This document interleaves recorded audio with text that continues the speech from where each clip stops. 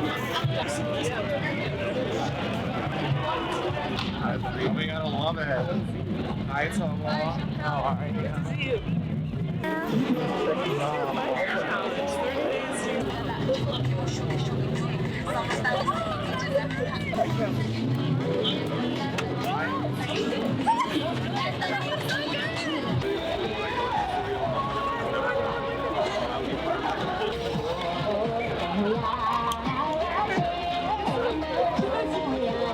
We're coming to the first Tibetan Equality Project Pride March. I want to say thank you to all the volunteers and all the allies that are here today. And let's have a fun walk. Hell yeah! Love the energy. Go QT! Oh, that's a good. That's a good chant. You're gonna do it the whole time. Cheer. Go QT! So, you marched with the group at the Queens Pride Parade. So, what did that mean to you? Emotional, dreamy, amazing, Fun and joyful. Community bonding. Awe-inspiring. Love. Yeah, I mean, what it means is like freedom of expression, freedom of being true to yourself. So it was exhilarating, you know, walking, talking to everyone around there in different groups. For me, to be a part of that parade was inspirational. I came out 20 years ago, loud and proud. I had the support of my family and friends, and I was very fortunate. So I was able to come out. But the fact that it has taken this long for a queer march, especially for Tibetans, to take place in New York, for me, it's insane. So the parade was like actually the first time I walked Pride with like a group of people, you know, and actually like was a part of the march like as an organization. The Queen's Pride Parade, I feel like I like it because it's so racially diverse compared to like other prides. A lot of criticism for like Manhattan's, you know, New York Pride is that it's extremely corporate now, and it's completely like all the floats are companies, big corporations. They're like, we love gay people, and then it's like very white as well, and which doesn't really reflect the diversity of New York at all. But I feel like the nice thing about Queens Pride is that it is like extremely diverse, and it's like right in the heart of Queens, which is like Jackson Heights, and the Tibetan community is the most, you know, most populated there, you know, like the streets we walk down, there's like so many countless Tibetan restaurants. So I feel like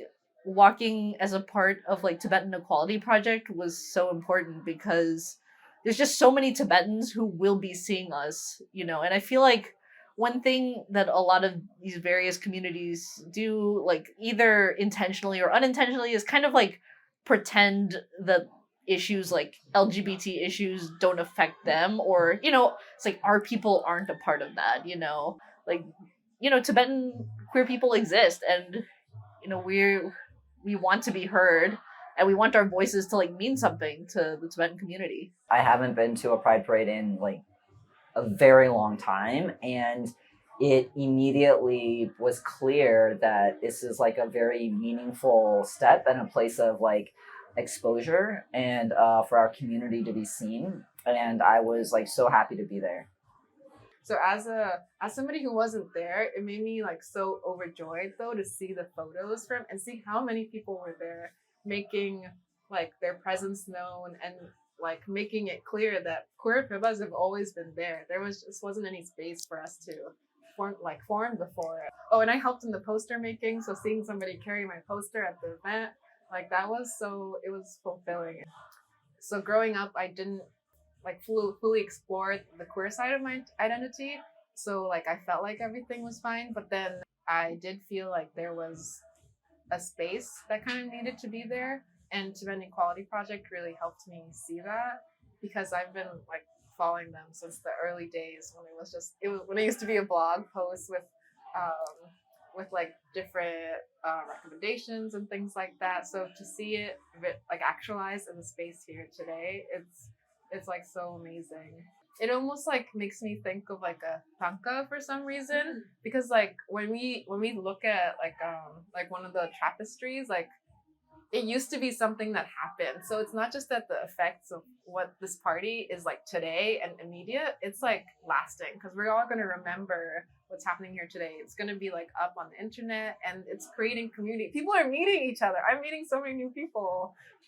I just really felt like a lot of my journey, like as a queer Tibetan and as a trans Tibetan, I felt just kind of like just me, like looking around, in the United States. I was like, I don't know, eventually maybe, so I just kept going, and then as when TEP started, I was like, wow, okay, and it was like, quiet at first, but it was there.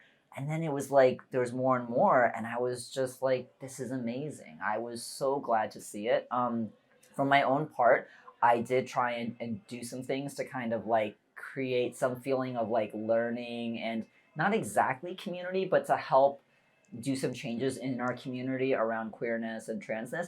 But as somebody who didn't grow up and like live amongst Tibetans a lot, I didn't feel like it was my place to try and like do a lot of things. I just didn't feel like I was equipped with the right point of view. And so I do feel like the people who began TEP and who were like the first core people to be working on it, and now it's like grown to be like this like global collaboration, which is so beautiful. It brings in so many different points of views and experiences.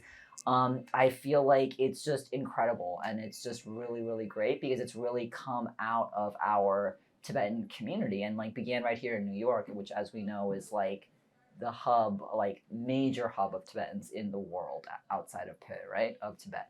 I always felt like I wasn't Tibetan enough because I didn't grow up, with Tibetan culture or Tibetan people around me except for my parents, right? And like my Tibetan language skills are very bad, so I always felt really like guilty about that. So I feel like being with other queer Tibetans, like I can feel, like I can feel safe about like my emotions. I feel like I'm further connecting with my culture as well as my queer identity, which is like really important to me because sometimes when you're connecting with just your culture, it might not be completely safe as like a bisexual or gay person. In college I did meet other queer people, and it was like that was also such a like important moment for me, right? Like so many like various like diverse experiences. And but I feel like a lot of times when you think about queerness in America, it's very white. When like white people are always like I don't know, they're always like, oh, these brown people or these Asians, they're like just very homophobic, not like us. But it's like you were the ones who like planted that idea, Right. like in people of color. It's all imperialism in the end.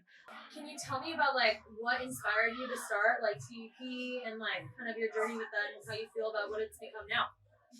Okay, so I think this was 2017, so that's 5 years ago. When I was just got out of college, and I was coming to a realization about my own identity. And I remember thinking I didn't have any other queer Tibetan friends, so I couldn't really share or talk about my experiences with anyone, like without feeling like someone would judge me or wouldn't understand me. So I remember just being on Instagram, and Pippas have a lot of different platforms to connect with each other in the diaspora. So I was thinking, why not have a page for queer Tibetans? And when I first started, it was just because I had a lot of time. So I kept posting different resources, just letting people know that the space is available. Like if anyone wanted to reach out or tell their story. Like it's been through the support of every queer Tibetan I've met that this Tibetan Equality Project has kept going. What are your hopes for like the future generations of this like queer Tibetan community, or like any message that you want to like put out there? Well, I think the kind of most immediate hope I have is that Tibetan Equality Project will become even bigger and more known in the future, aligning themselves with like different Tibetan organizations, or having those Tibetan organizations like show that they're allies, and doing the work to make sure that queer Tibetan stories are also highlighted in the narrative of the Tibetan community. I just hope that the next generation of queer Tibetans can grow up knowing that they have a previous generation to rely on, to look on, to have community with, to be friends with, to ask for advice, and to share stories with. I feel like I'm part of the first generation of Tibetans that are like coming out to their families, and I mean, hopefully with the next generation, Tibetans will feel much more comfortable coming out. So yeah, I mean, I feel like a lot of Tibetans have been coming out now, so hopeful for the next generation. I hope the future generation of the LGBT queer Tibetans, I hope they feel that there is a community here and that we're here and we're proud and yeah, we will be there for each other. I would say to the queer Tibetan community that Tibetan Equality Project is, we're here for anyone who wants to share their story or has any suggestions, really, because we're still trying to learn.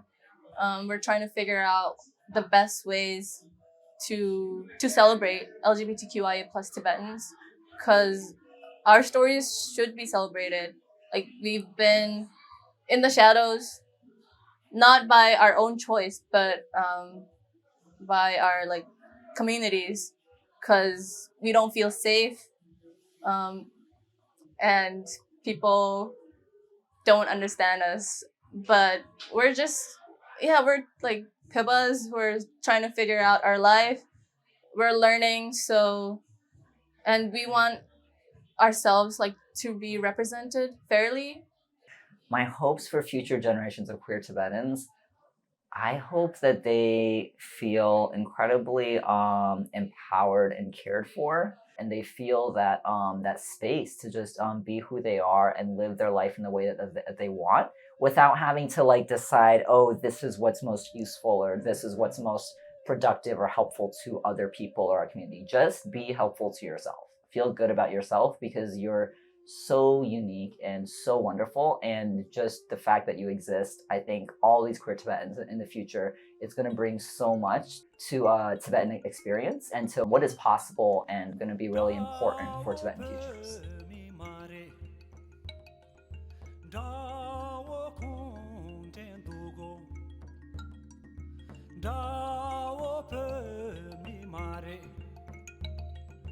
Da